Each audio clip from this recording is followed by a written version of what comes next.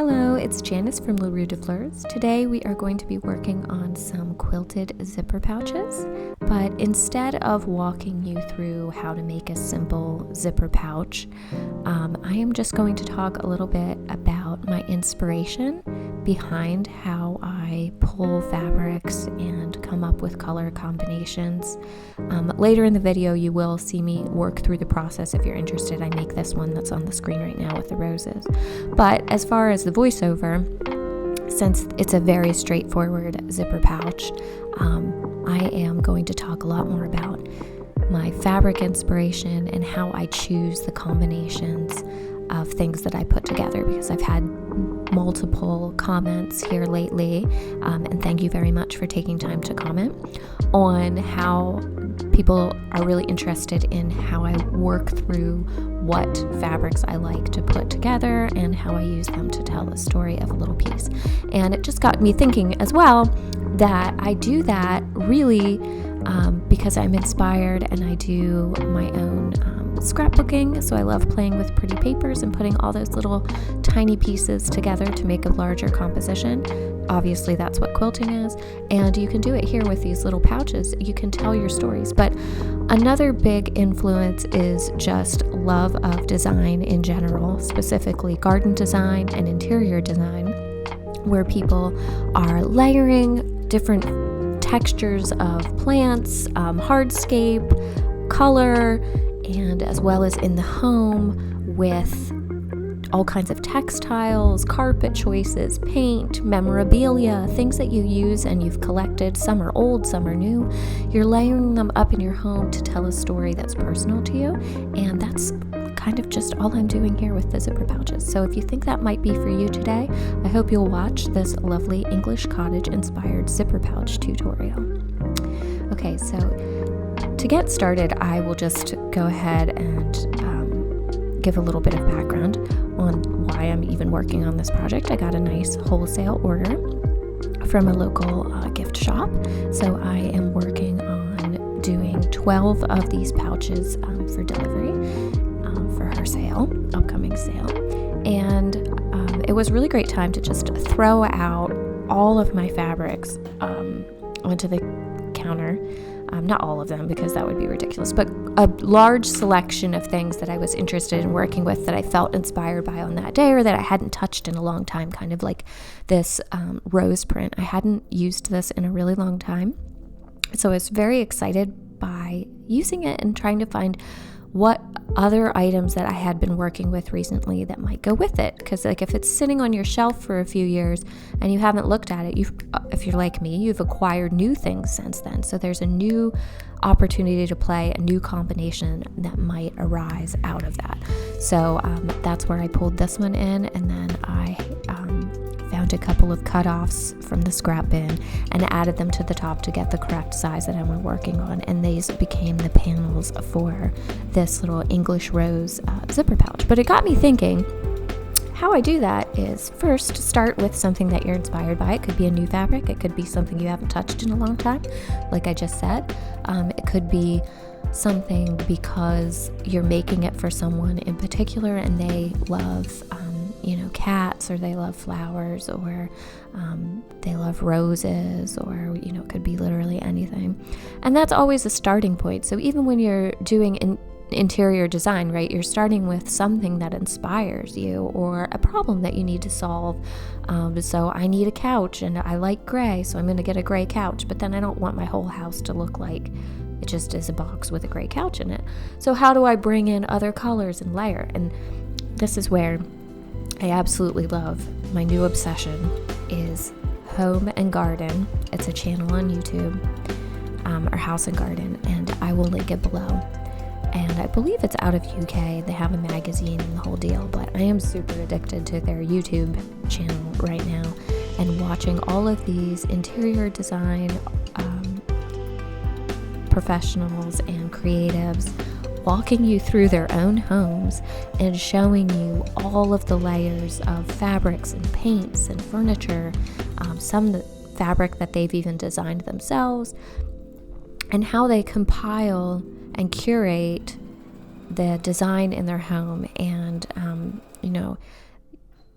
they're always talking about, finding something that you love and starting with that, right? Something that's meaningful or that you have to have, because you want to surround yourself in your life with something that's beautiful and meaningful, that makes you smile. Life is short. It can be rough. You don't need to have sterile, even zipper pouches. We can have beautiful garden rose-inspired zipper pouches, right? So starting with something like that. And I just love a couple of the episodes in particular. And you can watch an entire series with Matilda Goad, who is a designer in the UK. And she walks you through her entire, I believe it's called Evolution of the Home. It's great. It's fantastic. I love it. I wouldn't put everything in my house. Like, a lot of these designers have this very bold red and white stripe. It must be a very popular thing over there. I personally don't get it, and I would never use that. But it's very interesting seeing other people's choices and trying to think, even for yourself, like, what do I connect with? What don't I like, and why? And just taking a minute to consider that, because that's how you develop your own aesthetic and how you'll develop your own ideas whenever you are putting fabrics together. So that's a really good point. It's just, studying and observing other people and appreciating what they did, even if you yourself would not do that, and just taking the time to think about, what do I like about this and why, or what do I dislike about this and why. It will help you start to really internalize your own decisions and your own choices, and understanding why you're making those choices. So I definitely would check out the Matilda Goad series. She also has just the one where she walks you through her house at the end, and you can see everything that she's done. Quite lovely. And then I really liked the episode with Benedict, Foley, and Slowick. They talked a lot about the importance of color and also mixing old and new, right? So things that are new that they loved, stacked on antiques that had meaning or that were kind of found through treasure hunts, things that were gifts, and how you can layer all of these things together to make a very interesting composition. Benedict particularly highlighted a little picture frame that he made that was green, and he's like, there's a pop of green over here on one side and a pop of green over here, and this will be another pop of green. It's kind of sprinkling it around the room, making those different areas connect. And that's what I think about whenever I'm putting together fabrics and quilts. It's like, you want to have the eye bounce around. You want it to go from here to there, and adding a few repeating elements does that. But then you also need to think about having a space where your eye can rest. So in this particular quilt, or this particular zip pouch, it is the little mint solid fabric that kind of is the grounding.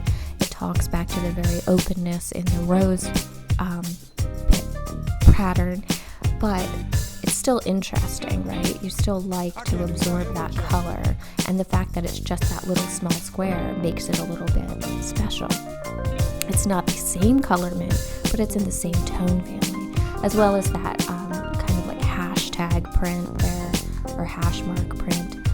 That's that deeper gold that's in the roses, and the deeper teal that's in the leaves of the roses, but at that time it's all mixed up, kind of like you're looking down at a briar patch.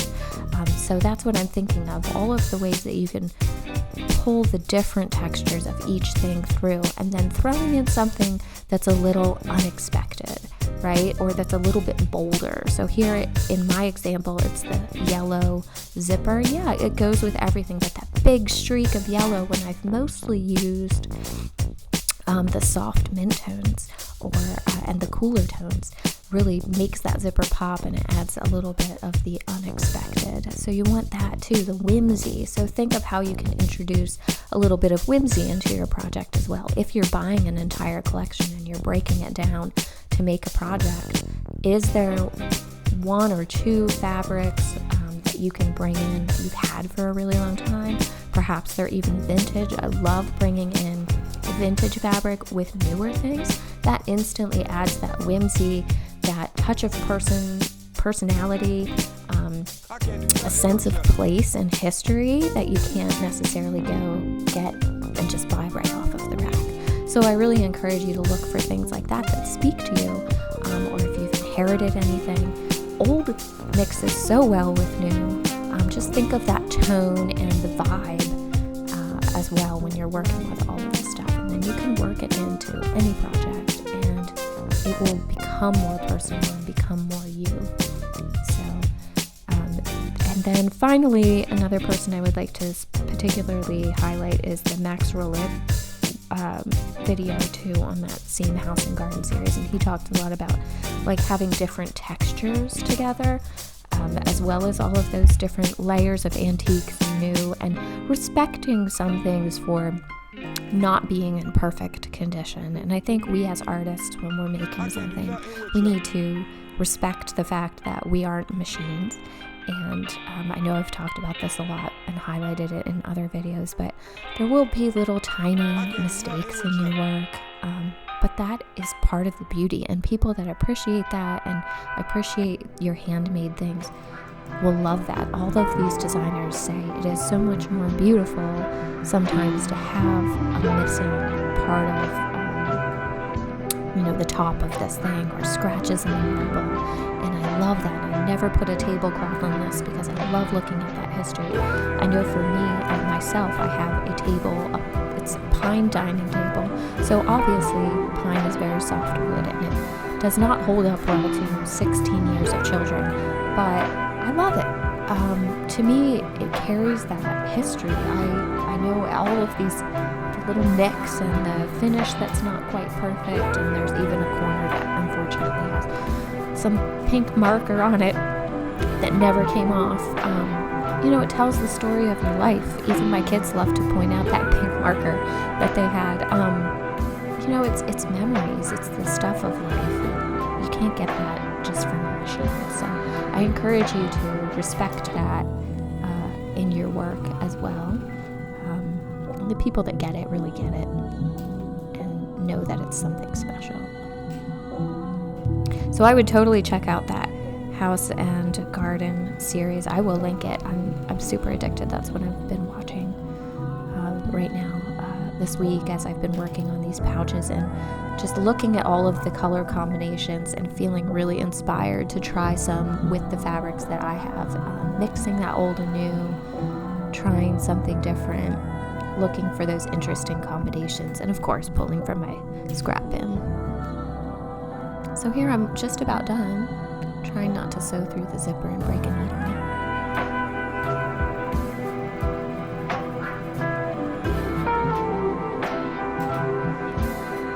But I hope you enjoyed today's little chat about color combinations and fabric choices. I hope that you continue to feel inspired and that you keep joining in. And thank you so much to all of my new subscribers and everybody that's taken time to leave comments. It really is inspirational for me as well to know that people are interested. And if you have more specific questions or other topics that you would like me to discuss, please feel free to leave a comment. I do come through and read them. I try to get back to answering things. This is just one of many things that I do, like a lot of other people, but I'm really enjoying sharing and encouraging.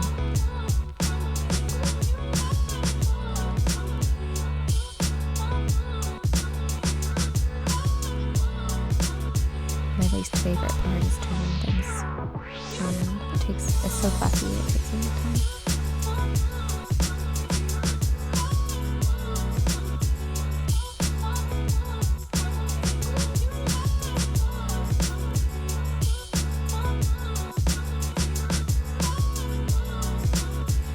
I'm curious too, where do you find your inspiration? Do you look at the latest releases of fabrics and follow along with that? Do you care about the color of the year and those types of things, or do you just use what speaks to you when you go to the fabric store? Do you have a huge collection of fabrics? What do you like to use to get inspired? Do you also love interior design and garden design and layering in those spaces as well? I'm just curious if other people spend a lot of time thinking about that too. I just love looking at the way light hits things and the way people's homes are so personal and tell a story, whether they really mean it or not. Some of the happiest places are places that are full of those perfect imperfection moments throughout the house. It's like a corner of everything personal. And if you can tell me the story about something in your home, all the better. I probably will appreciate it more.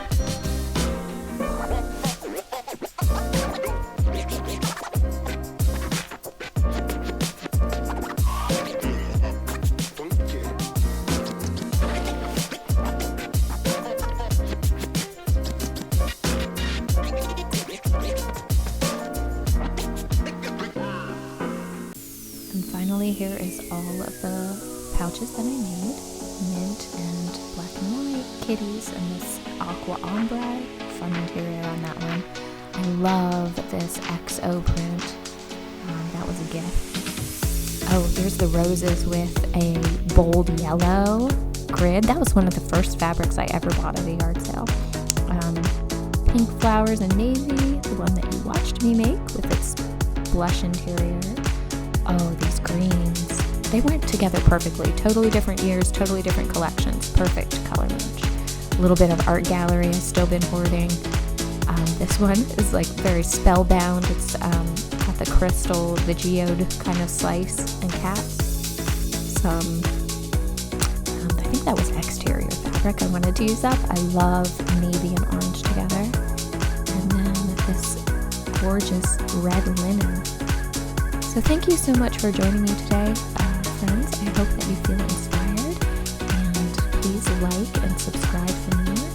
Next week will be the follow-up to the embroidery journal for February. So thank you so much. Have a great day.